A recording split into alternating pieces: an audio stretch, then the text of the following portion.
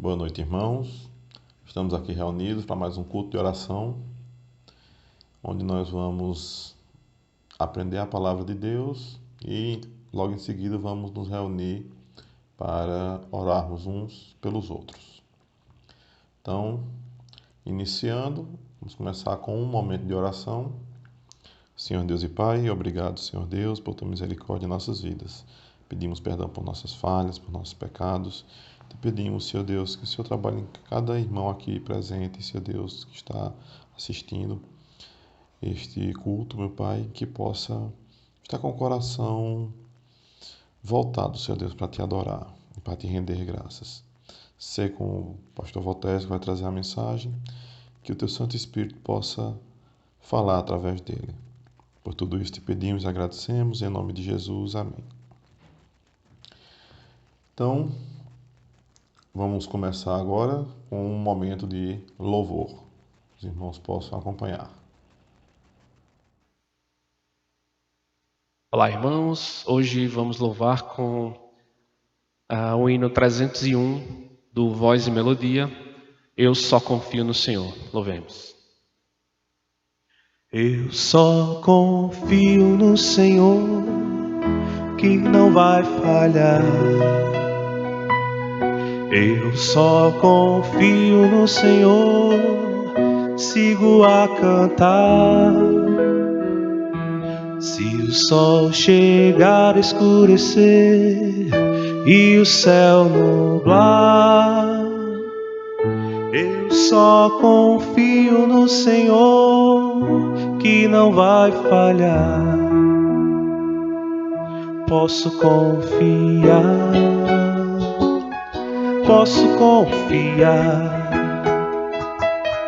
que um lar no céu Cristo vai me dar. Se o sol chegar a escurecer e o céu nublar, eu só confio no Senhor, que não vai falhar. Eu só confio no Senhor, que não vai falhar. Eu só confio no Senhor, sigo a cantar. Se o sol chegar a escurecer e o céu nublar, eu só confio no Senhor, que não vai falhar. Posso confiar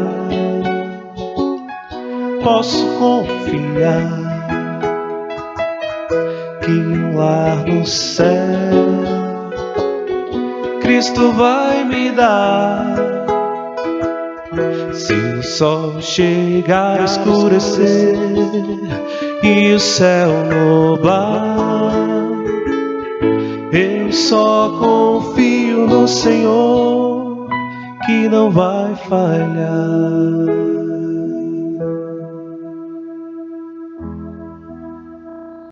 Amém por esse louvor. Amém. Então vamos agora para a leitura da palavra, que está no livro de Mateus, continuando o que o pastor vem trabalhando. Mateus 24, vamos ler do 32 ao 39. Os irmãos podem procurar, pegar suas Bíblias, achar o texto. Mateus 24, do 32 ao 39.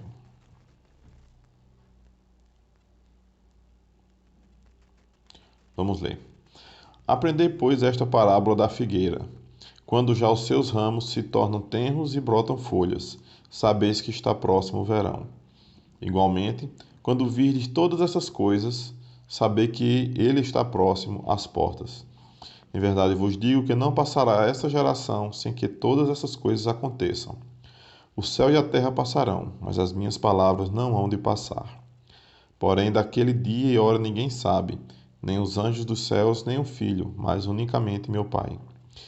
E como foi nos dias de Noé, assim será também a vinda do Filho do Homem. Porquanto, Assim como nos dias anteriores ao dilúvio comiam, bebiam, casavam e davam-se em casamento, até o dia em que Noé entrou na arca, e não perceberam, até que veio o dilúvio e os levou a todos. Assim será também a vinda do Filho do Homem. Amém? Então o pastor vai trabalhar em cima deste texto hoje, que cada irmão possa acompanhar com o coração aberto para aprender a palavra de Deus. Então teremos agora mais um momento de louvor, e logo em seguida teremos o estudo com o pastor. Amém? Graça e paz, amados. Iremos entoar um louvor que tem por título Para Sempre com Jesus.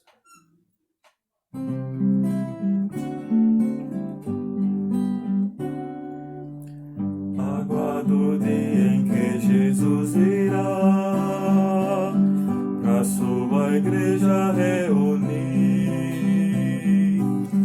Morreu, ressuscitou, em breve voltará, nos levará pra si. Aguardo o dia em que Jesus virá arrebatar os que são seus,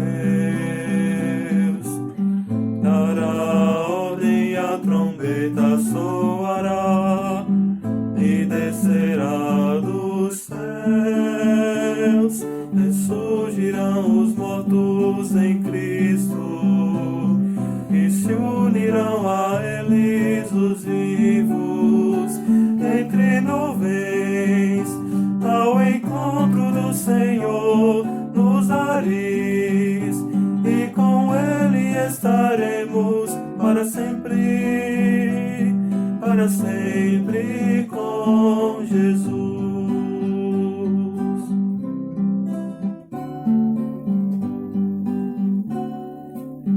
A semelhança do Senhor Jesus, os nossos corpos ficarão de glória revestidos pela eterna luz, os salvos estarão. No céu não haverá pecado, mal, escuridão, tristeza ou dor. Ó, consolai-vos, pois ao lar celestial nos levará ao Senhor. Ressurgirão os mortos em Cristo e se unirão a eles os vivos entre nuvens ao encontro do Senhor nos ares, e com Ele estaremos para sempre com Jesus.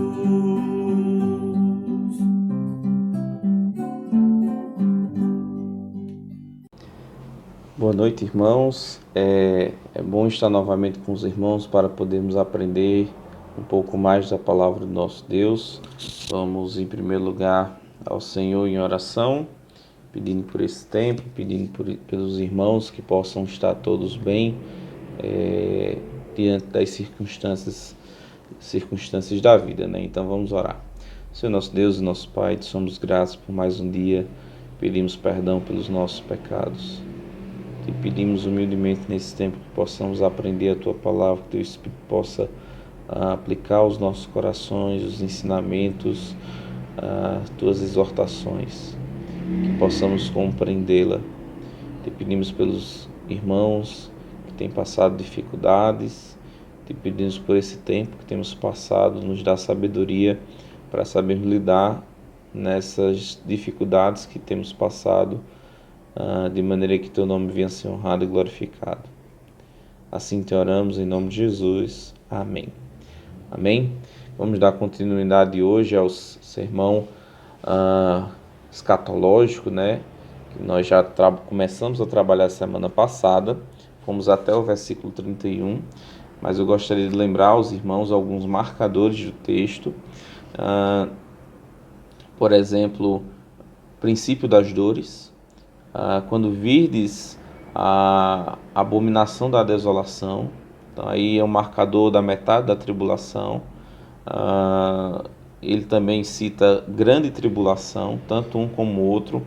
É um marcador de quando o anticristo vai começar a perseguir o povo de Israel. Depois você tem um marcador no versículo 29, logo em seguida a tribulação. Então você tem a descrição do início do período, princípio das dores. Ele faz um exemplo da dor de parto. Vimos as características desse tempo: nação se levantará contra nação, reino contra reino, haverá fomes, terremotos. Vimos que essas características elas estão marcadas em toda a história humana, entretanto, de maneira agora mais incisiva, mais intensa, um aliado ao outro, e é chamado como princípio das dores. É apenas o começo. Ele faz questão de dizer, mas isso não é o fim, ou seja, é o início das dores, né? Coisas bem piores ocorrerão depois. Então, metade da tribulação marca quando o abominável da desolação estiver no lugar que não deve estar, né? Ou então ele também chama de a grande tribulação, que é quando de fato se dá a intensificação, a perseguição dos judeus por parte do anticristo e todos aqueles também que confiaram no Senhor nesse período, né? Então será chamado de a grande tribulação. No versículo 29 ele vai encerrar esse período, ou seja, logo em seguida a tribulação daqueles dias. Então ele vai dar as características do Filho do Homem, né? Então as nações, os povos da terra se lamentarão e verão o Filho do Homem vindo sobre as nuvens do céu com poder e muita glória. Então nós vimos tudo isso semana passada. A partir desses ensinamentos do que Cristo fala acerca de seu retorno, desse período, sua volta para reinar sobre a terra, lembrando de tudo aquilo que a gente já viu, a igreja já terá sido arrebatada, nós seremos levados para o céu, e agora Cristo vem, e aqueles que estiverem nesse período, ele não vai levar, mas ele vai entregar o reino. Então são duas coisas completamente diferentes para quem estiver nesse período e para quem não estiver. Então não podemos confundir, são duas coisas completamente diferentes, né? Chegando no nosso texto de hoje, Cristo vai primeiro falar acerca de quando essas pessoas virem, as pessoas que estiverem nesse período, virem esses sinais, eles devem entender que Cristo está às portas, né? Que sinais? Tantos que a gente viu do princípio das dores, como aqueles que nós vimos da grande tribulação, ou seja, da segunda parte da semana de Daniel. Então, quando eles virem essas coisas, eles têm que entender, as pessoas que estiverem nesse período, que a volta de Cristo está próxima. Lembremos que a gente viu que esse tempo foi abreviado, no sentido de ser limitado, no sentido de não continuar, pois se continuassem, nenhuma carne se salvaria, né? Então, o Senhor diz no versículo 32, aprendei, pois, a parábola da figueira. Então ele vai trazer um ensinamento para que as pessoas que estiverem nesse período vendo esses sinais, lembremos, os judeus buscam sinais. Nós não buscamos sinais, nós aguardamos a vinda de Cristo para nos levar, né? Então não buscamos sinais. Mas à medida que vemos essas coisas, entendemos que o Senhor está próximo, né? Aprendei, pois, a parábola da figueira. Quando já os seus ramos se renovam e as folhas brotam, sabei que está próximo o verão. Assim também vós, quando virdes todas essas coisas, sabei que está próximo às portas, né? Em verdade vos digo que não passará esta geração sem que tudo isso aconteça. Então o Senhor dá o ensinamento da figueira, era um ensinamento conhecido do povo judeu, Cristo já usou em várias passagens, que é em relação ao nascimento das folhas. Então, à medida que nascia, essas folhas começavam a nascer, então eles entendiam que já estava próximo o verão, né? Já estavam na primavera e próximo o verão. Então eles identificavam a partir de olhar por uma característica dessa planta, e essa planta indicava o período. Ou seja, Cristo está dizendo, olha, estou dando os sinais para vocês. As pessoas que estiverem nesse período, quando observarem esses sinais, entenderão que de fato está próximo à volta de Cristo para reinar. Né? E ele diz mais uma coisa, não passará esta geração sem que isto ocorra. Ou seja, aquelas pessoas que observarem, essas pessoas que estiverem nesse período e observarem esses sinais, essas pessoas, essa geração não irá passar sem que antes venha, né, o retorno de Cristo, se cumpra tudo isso que o Senhor falou. Ou seja, ele não está falando aqui de uma linguagem figurativa, de um dia como sendo 1000 anos, espiritualizando. Ele está dizendo, essas coisas ocorrerão, é um tempo específico como a gente estudou, e à medida que essas coisas ocorrerem, as pessoas que começarem a passar por essas coisas saibam, o tempo deles, sem que a geração deles passe, Cristo irá voltar, Cristo irá julgar as pessoas que estiveram nesse período, Cristo irá se apresentar como o Cristo glorioso, o Messias, né?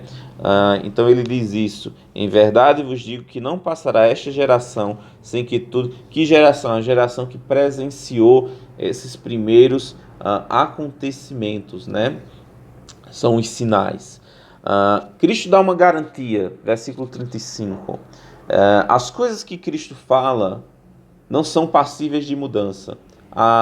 Muitas vezes nós olhamos para as autoridades, olhamos muitas vezes para as nossas vidas e falamos coisas que muitas vezes não cumprimos. Bem, Cristo não faz isso. Ele está dando uma certeza. Tudo aquilo que é concreto na sua vida vai passar. Mas saiba de uma coisa, as minhas palavras não hão de passar. Ele diz no versículo 35, passarão os céus e a terra, porém as minhas palavras não passarão.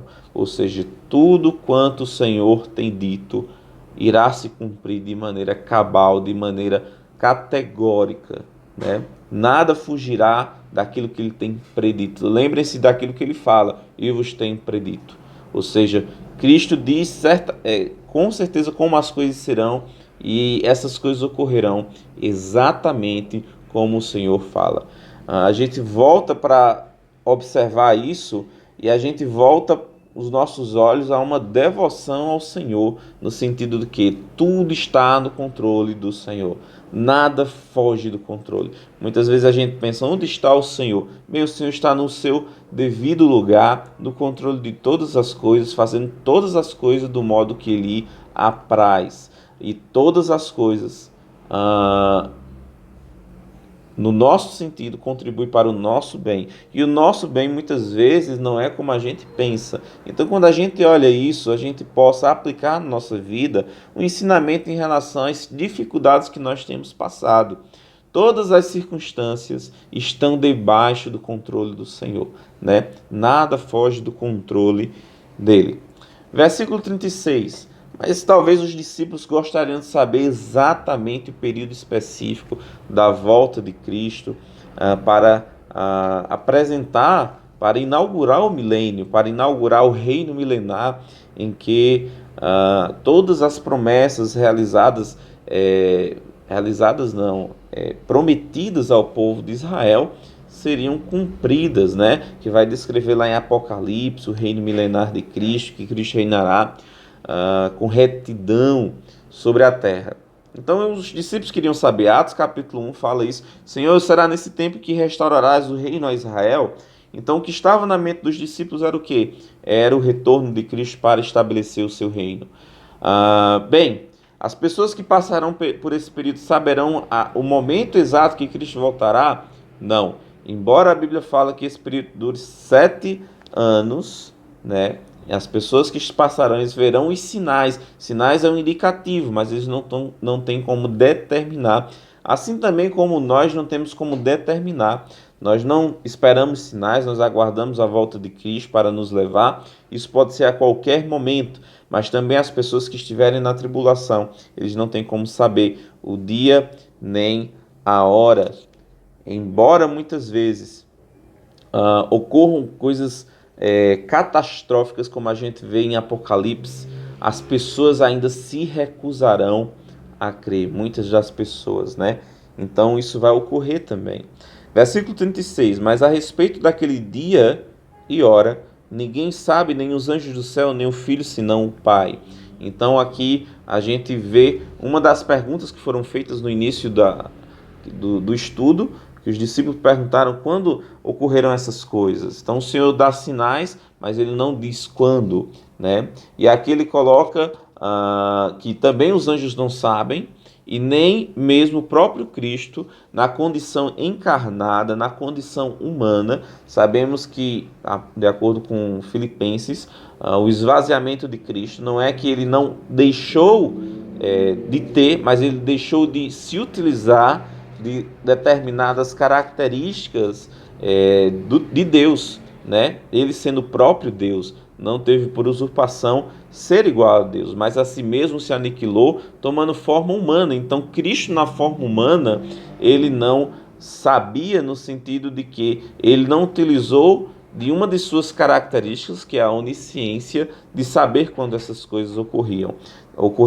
Hoje ele já sabe, hoje ele já está na sua, vamos dizer assim, na sua posição exaltada, e é ele mesmo que virá. Então hoje ele já sabe, mas na sua condição humana, nesse ponto específico, ele não sabia. Então é algo que estava determinado, decretado por Deus, né? Versículo 36. Então Deus sabe quando essas coisas irão ocorrer. Nós não sabemos. Deus sabe, por exemplo, quando você vai partir. Nós não sabemos. Deus sabe quando o seu cabelo vai começar a cair, quando o seu cabelo, talvez na contagem lá, o 105º cabelo caiu tal dia. Bem, você não sabe, Deus sabe. Deus sabe de todas as coisas. Então, esse período Deus sabe, Deus está dentro do plano do Senhor, de maneira que nada foge do controle dele. Então isso deveria nos fazer, vendo essa característica de Deus, deveria nos fazer aquietar o coração. A Bíblia fala, aquietai-vos e sabei que eu sou Deus. Então Deus sabe de todas as coisas. Todas as circunstâncias estão debaixo do controle dele, né? Mas o Senhor vai trazer 3 atitudes que essas pessoas deveriam ter. E a gente, lógico, pode aplicar isso também à nossa vida, embora seja destinado, como nós temos visto, a um período específico, né? Versículo 37. A primeira característica, a primeira ilustração que ele vai nos trazer é a necessidade da alerta, da vigilância, né? Então ele diz, pois assim como foi nos dias de Noé, ou seja, ele diz, não tem um dia marcado, não tem uma hora marcada que vocês possam saber. Então ele vai dar essa ilustração, esse ensinamento para essas pessoas, da atitude que eles deveriam ter em consequência de não se ter uma data marcada, um dia marcado, né? Pois assim como foi nos dias de Noé, também será a vinda do Filho do Homem, como foram os dias de Noé, né? Porquanto, assim como foram nos dias anteriores ao dilúvio, né? Ou seja, haviam sinais de um dilúvio? Haviam, vamos dizer assim, a arca construída, a pregação de Noé. Segundo Pedro fala que Noé pregou, né? Ele pregou durante 120 anos, né? Mas qual era a atitude daquelas pessoas? Porquanto, assim como nos dias anteriores ao dilúvio, comiam, bebiam, casavam e davam-se em casamento, até ao dia em que Noé entrou na arca. Ou seja, qual era a atitude dessas pessoas na época de Noé? Era o quê? Era de desprezo, era de não se importar, era de indiferença para com Deus, para com a mensagem de Noé. Ou seja, o período que vai marcar o retorno de Cristo para reinar é um período que as pessoas ainda desprezarão, apesar de todas as evidências, apesar de todos os sinais. Então, Cristo dá um alerta. É necessário o quê? Alerta, a vigilância das pessoas que estiverem nesse tempo. Bem, qual é a aplicação que nós temos para a nossa vida? A Bíblia fala que Cristo virá a qualquer momento para arrebatar a sua igreja, para estarmos com o Senhor. Filipenses nos fala que nós estamos aguardando a volta do nosso bendito Salvador, para irmos para a nossa cidade celestial. Será que nós temos aguardado o Senhor, temos tido vigilância, estamos vigilantes acerca da volta de Cristo? A Bíblia fala lá em Tessalonicenses, nós não somos daqueles que dormimos, né? Nós somos daqueles que estamos acordados. A Bíblia também fala, desperta, ó tu que dormes, né? Então, se faz a necessidade de nós despertarmos para entendermos que o Senhor, a cada dia, a Bíblia fala, a nossa salvação hoje está mais próxima do que quando cremos. Nós estamos mais próximos de estarmos com o nosso Salvador. E como tem sido a nossa vida, como tem sido a nossa atitude para com isso, como tem sido o nosso serviço para com o Senhor, não é verdade? Então, primeiro vamos dizer, a atitude que essas pessoas têm que estar é de vigilância, né? Versículo 39, e não perceberam, senão quando veio o dilúvio e os levou a todos. Assim também será na vinda do Filho do Homem. Uma coisa triste que nós podemos perceber as pessoas que são alheias, as pessoas que não são percebidas das coisas. É triste, né? Por exemplo, uma pessoa que identifica, por exemplo, talvez um assalto, ela possa prever a situação, a circunstância e não ser assaltado. A pessoa que entende certas circunstâncias, vê o caminho óbvio para aquilo e acaba não passando por aquilo. Bem, o caminho óbvio para todo homem é a morte. E se deparar com o Senhor, como juiz ou como salvador, como aquele que irá despejar sua ira ou aquele que irá e chamará para junto de si. Será que as pessoas estão percebidas disso? Será que eles percebem que hoje eles estão tendo a oportunidade de reconhecerem o Senhor, de se arrependerem e serem salvas e estão abrindo mão disso? Será que as pessoas percebem essas coisas, né? Então, as pessoas no tempo de Noé não estiveram percebidas. E o que é que o texto fala? Eles foram levadas pelas águas. E o Senhor nos dá um segundo exemplo associado à história de Noé. Quando ele diz no versículo 40, Então 2 estarão no campo, e um será tomado e deixado o outro. 2 estarão trabalhando no moinho, uma será tomada e a outra será deixada. Muitas vezes as pessoas associam isso, quando a gente pega o texto isolado, ao arrebatamento, né? De fato, o arrebatamento será algo parecido com isso. Entretanto, dentro do contexto, dentro da linha de raciocínio, ele não está falando sobre o arrebatamento. Mas aqui as pessoas que são levadas serão levadas para o juízo. As pessoas que serão deixadas para o reino milenar. Zacarias fala sobre ser deixado, né? Quando ele fala sobre as nações, no capítulo 14, versículo 16. Observe o que diz lá em Zacarias 14, versículo 16. Diz o seguinte: todos os que restarem, ou seja, todos que foram deixados, né? Noé foi preservado com a arca. A água levou as outras pessoas. Ele associa essa história dos companheiros à história de Noé, né? Ou seja, Noé permaneceu. Teve até alguns estudos, não me lembro o irmão que deu os estudos na escola bíblica faz muitos anos, mas fala que a arca ela não era feita para viagem, ela era feita para flutuar, para permanecer ali. Ou seja, Noé foi preservado ali através da arca. A água veio e levou as pessoas. Assim também, estando 2, um será levado e o outro será deixado. Deixado para quê? Para o reino milenar. Vinde, benditos de meu Pai, para o reino preparado antes da fundação dos séculos, né? Ou seja, as pessoas que foram deixadas aqui nesse texto, nesse contexto, são as pessoas que vão herdar. Então Zacarias fala isso, né? Aqueles que restarem na terra, versículo 16 de Zacarias 14, todos os que restarem de todas as nações que vierem contra Jerusalém subirão de ano em ano, ou seja, aqui já é um aspecto do reino milenar, né? Subirão de ano em ano para adorar o Rei, Senhor dos Exércitos, e para celebrar a festa dos tabernáculos, ou seja, serão aqueles que restarão. Ok? Então 2 estarão no campo, um será tomado e deixado o outro.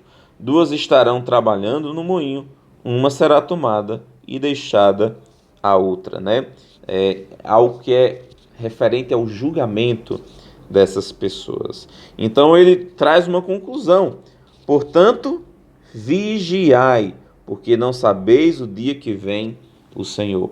Nós não sabemos quando a igreja será arrebatada também.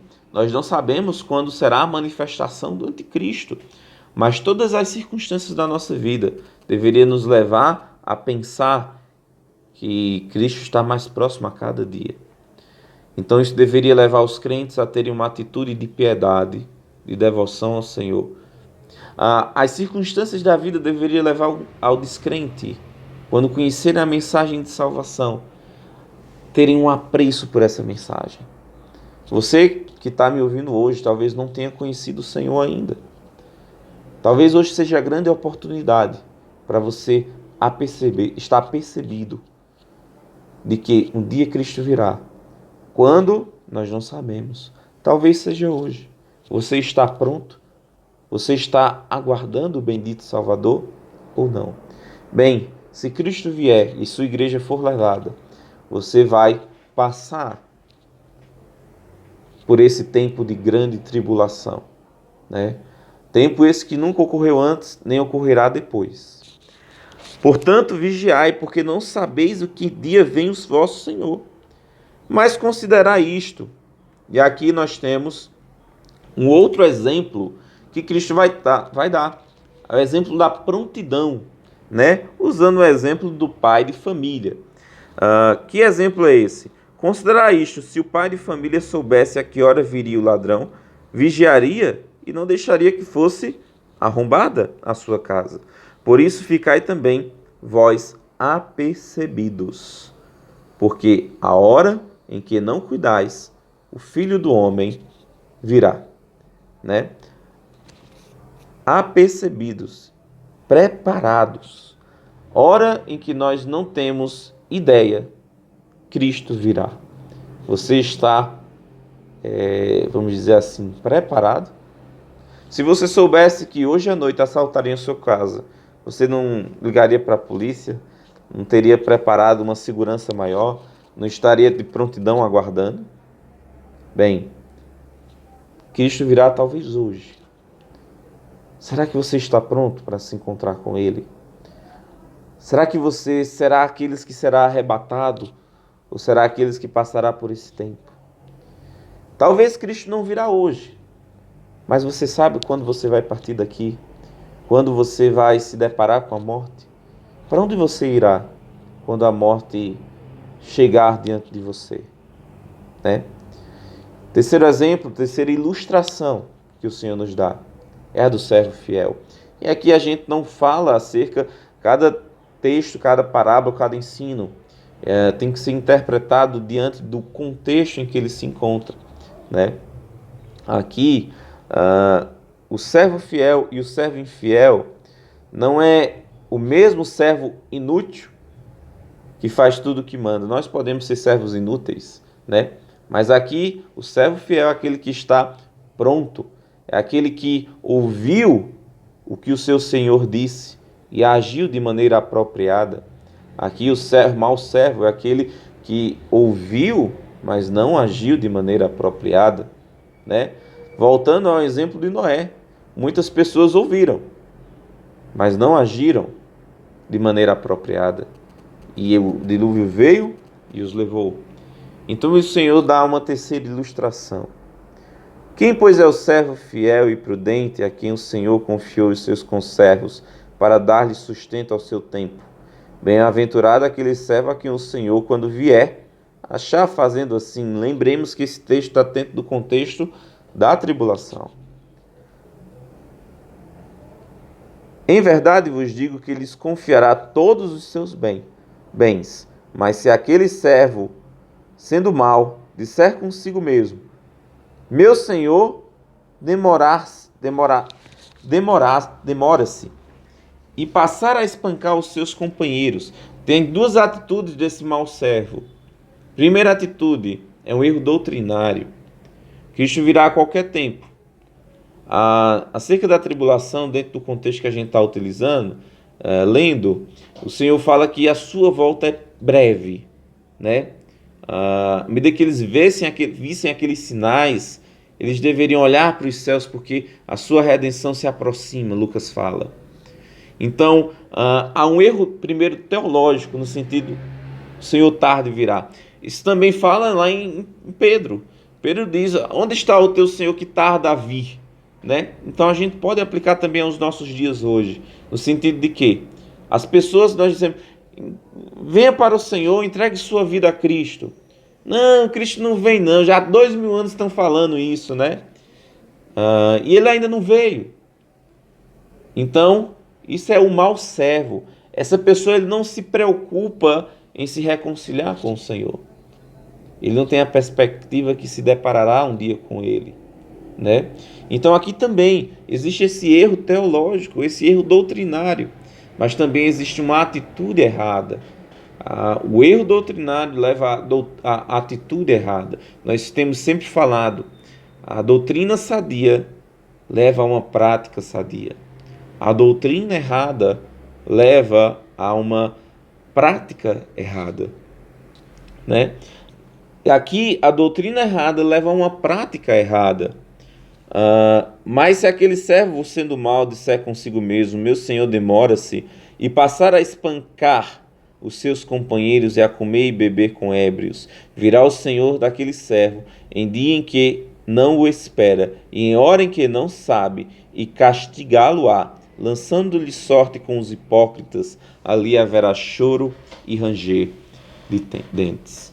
Olha, irmãos, que possamos, e meu querido que está ouvindo hoje, que possamos estar apercebidos que o Senhor logo virá. Que possamos dedicar a nossa vida no tempo que nos resta na nossa peregrinação a servir ao Senhor. E você que não conhece o Senhor ainda como seu Salvador, reconheça-se como um pecador miserável. Entregue sua vida a Cristo e Ele irá lhe resgatar desse período terrível que as nações passarão e o povo de Israel. Que você possa estar guardado no Senhor, sabendo que o Senhor, você crendo nele, depositando sua confiança nele, não lhe destinará à ira, a esse período da vingança, como falam os profetas do Antigo Testamento. Você está pronto? Você está preparado para esse tempo? Que esperamos que todos possam, que estão me ouvindo hoje, dizer: eu tenho confiança no Senhor, eu estou guardado no Senhor, de modo que eu estou pronto a recebê-lo para que Ele me leve para junto dEle. Gente, o Senhor dá alertas, o Senhor prescreve, o Senhor prediz essas coisas. Que possamos voltar nossos olhos à palavra do Senhor e confiar nele. Então ele dá essas ilustrações acerca de estar apercebido sobre esse tempo, né? E ele continua no capítulo 25. Então, do 25, do 1 ao 30, ele vai falar um pouco mais acerca disso. E do 31 ao 46, ele vai falar de quando ele vir, como será o julgamento. Separará aqueles que estiverem à esquerda, os da direita. Os da direita ele colocará numa posição de honra, virão para o reino. Não confundam capítulo 25 com o grande trono branco, não tem nada a ver. E essa é a separação quando Cristo vier, aqueles que vão herdar o reino e aqueles que não vão herdar o reino, né? Após o reino, após os 1000 anos, então haverá o grande trono branco, que todos os incrédulos participarão e serão lançados no lago de fogo. O inferno será lançado no lago de fogo. Então são duas coisas distintas, mas isso aí é o julgamento que Cristo fará para a posse do reino, tá bom? Então semana que vem a gente vai tentar encerrar com o capítulo 25, que Deus possa estar despertando os irmãos para esses ensinamentos e que vocês possam estar compreendendo. Agora vamos para o nosso tempo de oração. Antes vamos orar, pedindo que Deus possa aplicar, amadurecer os ensinos em nossos corações e vamos para o nosso tempo de oração. Vamos orar ao nosso Deus. Senhor nosso Deus e nosso Pai, como te somos gratos por mais um dia, como te somos gratos pela Tua palavra que nos orienta, que nos alerta, que nos avisa acerca das coisas futuras. Que possamos estar apercebidos desse tempo, que possamos, todos esses que ouviram, ter sido reconciliados contigo, Senhor, ter a certeza que não passaram por esse tempo, que ter a certeza de que estão guardados em Ti. Então te pedimos por eles, pedimos por nós que possamos a cada dia amar mais a Tua palavra, nos deleitarmos mais na Tua palavra. Assim oramos, sendo grato por tudo que o Senhor tem providenciado para a nossa vida. Pedimos em primeiro lugar a Tua tão grande salvação. Abençoa-nos, nos dá um final de noite abençoado, as orações, o tempo de orações, os pedidos, molda o nosso coração para pedirmos segundo a Tua vontade. Assim te oramos em nome de Jesus. Amém. Amém? Deus abençoe e tenha uma boa noite. Amém. Amém por essa palavra, que cada irmão possa ter aprendido mais de Deus com ela. Amém. Então hoje teremos, agora terminando o culto, nós colocaremos nossos pedidos de oração, nossos agradecimentos no grupo do WhatsApp e reúnam suas famílias em casa e orem pelos pedidos que estão no grupo e também uns pelos outros. Os que não são de nossa igreja se reúnam com suas famílias em casa e orem uns pelos outros. Amém? Então, uma boa noite a todos e até semana que vem. Amados, que a graça e a paz do Senhor estejam com todos. Vamos louvar com o hino do cantor cristão de número 148, que tem por título Hora Bendita. Vamos louvar ao Senhor.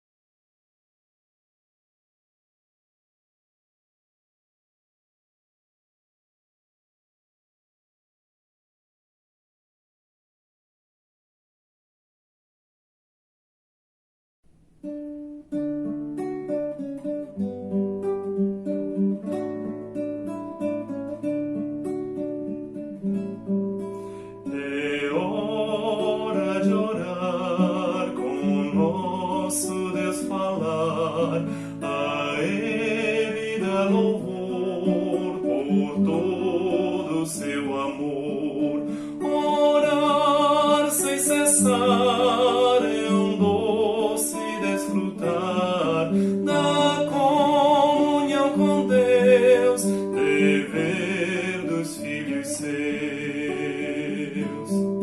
O meu coração te rendo, ó meu Deus, que eu possa em gratidão cumprir os planos teus. Orar sem cessar é um doce desfrutar da comunhão com Deus, dever dos filhos seus. Pedir, confessar a Deus, interceder. Sim, vamos nós orar, na fé prevalecer. Orar sem cessar